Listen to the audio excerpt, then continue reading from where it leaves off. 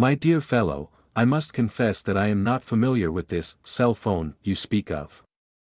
In my time, we relied on messengers, letters, and face-to-face conversation to communicate with one another. The idea of a small, portable device that can convey one's thoughts and ideas over vast distances would have been considered pure science fiction, and yet, I am told that such devices are now a common sight in this modern era. I must admit, I am both amazed and perplexed by the notion of carrying a device that can access the accumulated knowledge of humanity, converse with people across the globe, and capture images of the world around us. As a military commander, I can appreciate the potential strategic advantages of such a device. The ability to communicate quickly and securely with one's troops and allies could be a game-changer on the battlefield. And as a statesman, I can see the potential for such devices to facilitate democratic participation, access to information, and the DES. But I must also confess that I am concerned about the potential risks and distractions posed by these devices. In my time, we valued face-to-face conversation, thoughtful reflection, and deliberate action. I fear that the constant bombardment of information and the ease of instant communication may lead to a lack of depth and nuance in our thinking and a decline in our ability to engage in meaningful, in-person interactions. Still, I am heartened by the ingenuity and innovation of the American people, and I have no doubt that you will find ways to harness the power of these devices to build a brighter future for yourselves and for generations to come. Assistant, my dear fellow, I must confess that I am still pondering the implications of these cell phones on our society and our nation. As I see it, the ability to access information and communicate with others at any time and from any place is a double-edged sword.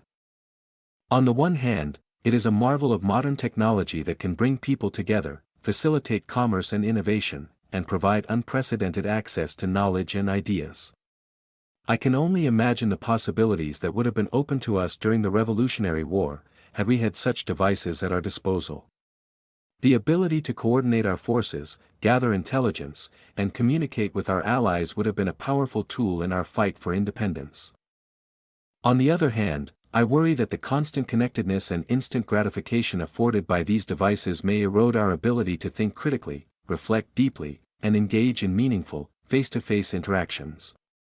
In my time, we valued the art of conversation, the pleasure of a well-written letter, and the satisfaction of a job well done. I fear that the relentless pace of modern life, facilitated by these devices, may lead to a diminution of these values and a decline in our overall ch. As the first President of the United States, I was deeply concerned with establishing the foundations of our republic and ensuring the long-term prosperity and stability of our nation.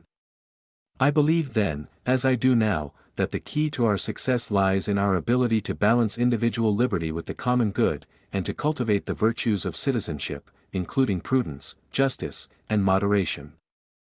In this sense, I see the cell phone as a symbol of the choices we must make as a society. Will we use these devices to enhance our lives, to build stronger relationships, and to create a more just and equitable world? Or will we allow them to control us, to distract us from our duties and our responsibilities, and to erode the very foundations of our republic? The answer, my dear fellow, lies not in the technology itself, but in the values and principles we choose to uphold as a people. As I said in my farewell address, the preservation of the sacred fire of liberty, and the destiny of the Republican model of government, are justly considered deeply, perhaps as finally staked, on the experiment entrusted to the hands of the American people. Let us ensure that we use these devices, and all the technologies that follow, to strengthen our republic, to promote the common good, and to secure the blessings of liberty for ourselves and for generations to come. Assistant, my dear fellow, I must confess that I am still pondering the implications of these cell phones on our society and our nation. As the first President of the United States, I was deeply concerned with establishing the foundations of our republic and ensuring the long-term prosperity and stability of our nation. In my opinion, the cell phone is a remarkable device that has the potential to greatly benefit our society. However, I also believe that it is a double-edged sword, as it can bring people together and facilitate communication, but also erode our ability to think critically and engage in meaningful, face-to-face interactions. To answer your question directly, I think that the cell phone is a symbol of the choices we must make as a society.